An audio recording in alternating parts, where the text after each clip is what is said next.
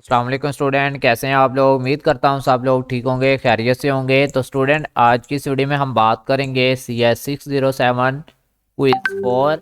और इसकी जो ओपनिंग डेट थी आपके क्विज़ की, वो थी यहाँ पर जनवरी 6 और इसकी क्लोजिंग डेट होगी जनवरी 7। यानी कि जनवरी 7 तक आप लोगों ने इस क्विज़ को सबमिट करवाना है। ये सेमेस्टर क्विज़ नंबर 4 है।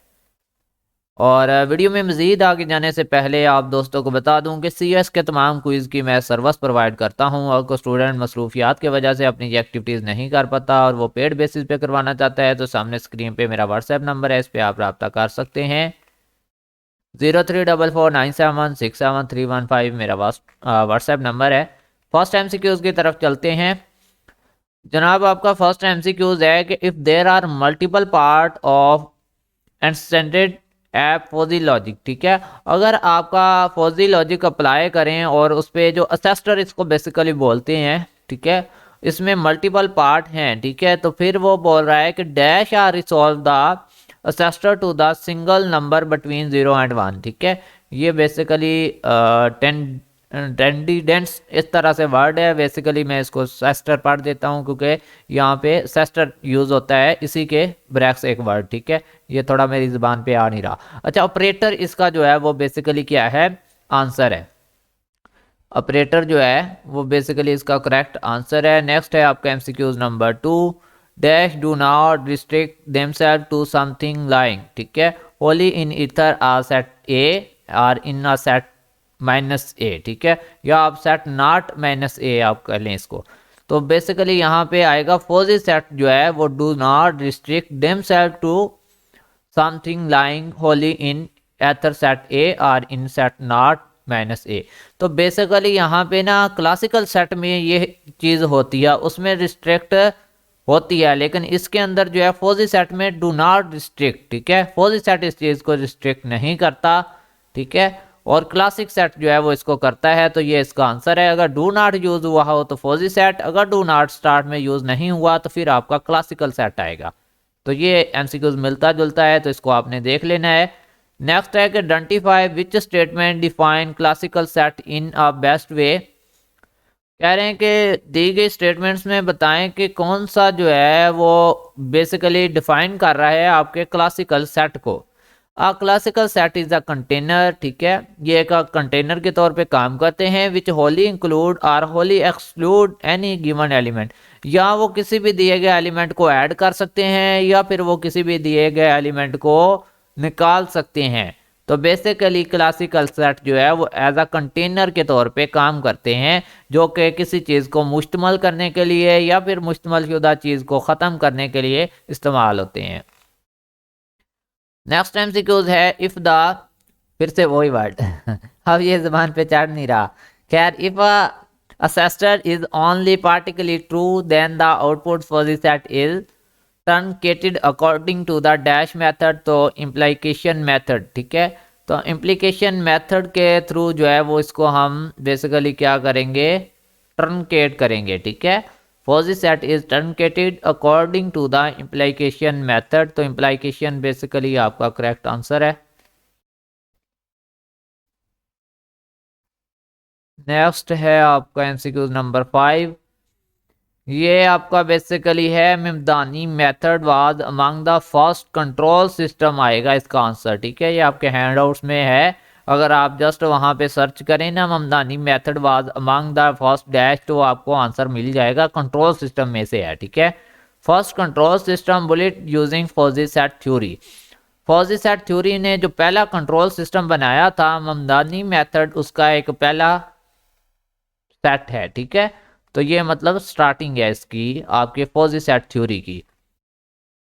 अगला MCQs है कि in fuzzy inputs we resolve all the fuzzy statement in the असेस्टर to a degree of membership between 0 and 1। तो बेसिकली 1 आंसर आएगा, ठीक है। In fuzzy inputs, we resolve all fuzzy statement in the antecedent to a degree of membership between 0 and 1। तो 1 जो है वो basically आपके हैंडआउट्स में ये आंसर है। मैंने ये सारे MCQs आपके हैंडआउट से चेक किए हैं, 100% ओके हैं। जो ना ओके होता तो मैं उसको फिर चेंज कर देता, ठीक है। The degree of truth is specially drive about out by a function called that function, ठीक है। तो ये मेंबरशिप फंक्शन होता है, ठीक है। द डिग्री ऑफ ट्रूथ जो होता है स्पेशली ड्राइवन होती है, या इसको हम बोलें कि specifically driven out by a function called membership function, ठीक है। तो बेसिकली इस एमसीक्यूज में जो बात हो रही है ना इम्पोर्टेंट, वो हो रही है डिग्री ऑफ ट्रुथ के बारे में, ठीक है। जब भी हमने इसको स्पेसिफिकली ड्राइव ऑन करना होता है तो उसके लिए कोई फंक्शन इस्तेमाल करना पड़ता है, तो वो मेंबरशिप फंक्शन होते हैं आपके।